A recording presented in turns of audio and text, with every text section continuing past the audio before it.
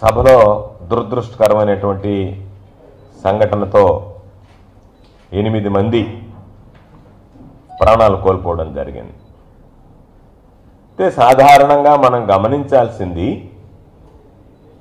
ఇది యాదృచ్ఛికంగా జరిగిందా, మానవ తప్పిదం కారణంగా జరిగిందా అనేటువంటిది ఒకసారి పరిశీలన చేస్తే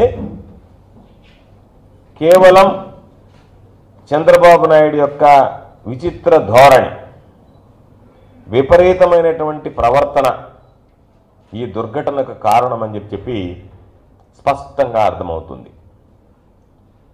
ఎందుకు ఈ మాట చెప్తున్నాము అంటే జరిగినటువంటి సంఘటనలు ఒక్కసారి చూస్తే నిన్న చంద్రబాబు రోడ్ షో జరిగినటువంటి విధానాన్ని ఒకసారి చూస్తే చంద్రబాబు నాయుడు కారణంగా చంద్రబాబు నాయుడు యొక్క ఆశ, చంద్రబాబు నాయుడు యొక్క అధికార దాహం, చంద్రబాబు నాయుడు లేనటువంటిది ఉన్నట్టుగా సృష్టించడానికి, భ్రమలు కల్పించడానికి చేస్తున్నటువంటి ప్రయత్నం స్పష్టంగా అర్థమయ్యేటువంటి పరిస్థితి. చంద్రబాబు నాయుడు ఒక కూడలిలో రోడ్ షో ఏర్పాటు చేశాడు ఎన్టీఆర్ సర్కిల్లో. ఆ కూడలిలో ఏర్పాటు చేసినటువంటి సమావేశానికి సంబంధించినటువంటి ఆ వెహికల్ ఎక్కడైతే నిలిపాడో దానిని అక్కడికన్నా ముందుకు తీసుకొచ్చి, అంటే ఆ సర్కిల్లో ఉండేటువంటి జనం అన్ని వైపులా ఉంటారు కాబట్టి, ఎక్కువ మంది కనపడరు కాబట్టి, వచ్చినటువంటి జనం పలచగా ఉంటారు కాబట్టి జనాన్ని ఎక్కువగా చూపించాలి అంటే దాన్ని కాస్త ముందుకు తీసుకొస్తే బాగుంటుంది అని చెప్పి అత్యుత్సాహంతో తాను ఆ ఉన్నటువంటి వాహనాన్ని ముందుకు తీసుకురావడం జరిగింది. 20 అడుగుల వెడల్పు ఉండేటువంటి రోడ్డులో చంద్రబాబు నాయుడు వాహనం రావడం,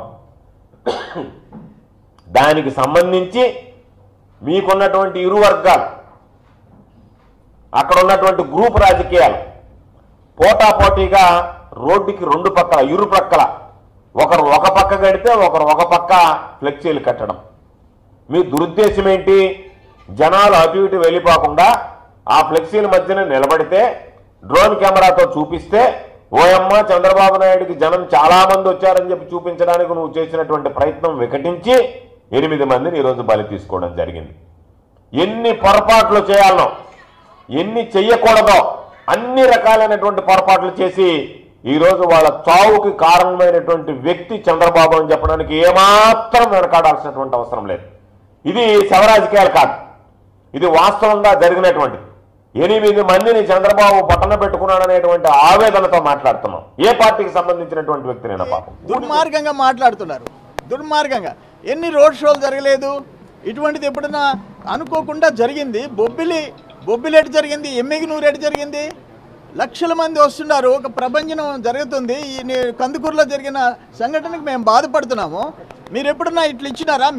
మీ ప్రోగ్రామ్స్లో కరెంటు తీగలు తగిలి మీ పాదయాత్రలో ఎన్నో సంఘటనలు జరిగి ఉన్నాయి. మేము ఎప్పుడన్నా రాజకీయం చనిపోయిన సంఘటనల గురించి, ఎవరైనా మృతులు ఉంటే వాటిని గురించి మేము రాజకీయం చేసి ఎప్పుడు మాట్లాడినా. మీకు అసలు సిగ్గు శరమ లేదు. అడు కూర్చొని ఈ మంత్రులు ఉదయం నుంచి నోర్లు పారేసేసుకుంటున్నారు.